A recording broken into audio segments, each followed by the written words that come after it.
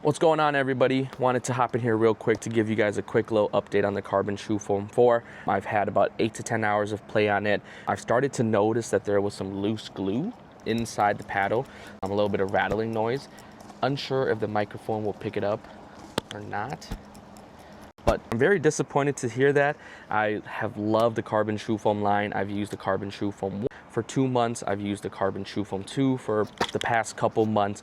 So it's sad to hear that after 8 to 10 hours that there's already loose glue. Now, I don't think it will affect performance at all, but if you're spending $280, I feel like the paddle should last a little longer, not just 8 to 10 hours of play, and this is already happening. I will be sending this back to Carbon to get a replacement one, but I really wanted to hop on here and give you guys a quick update if you guys were thinking about purchasing this paddle for $280. Thanks for watching.